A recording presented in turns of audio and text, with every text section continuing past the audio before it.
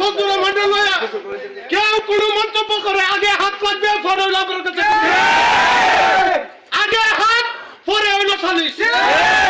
বন্ধু করিস না রে জামাত থাকবে না রে যদি আমাদের উপরে কোনো অহেতুক কোনো শব্দে আমাদেরকে এই পর্যন্ত যা করছে গতকালকে পর্যন্ত বাদ দিছে আজকে থেকে আর কোনো সার নাই যদি ফেসবুকে কোনো লেখালেখি করে সবাই এই ফেসবুকে ঢুকবেন যদি ফজলুর রহমানের লয়া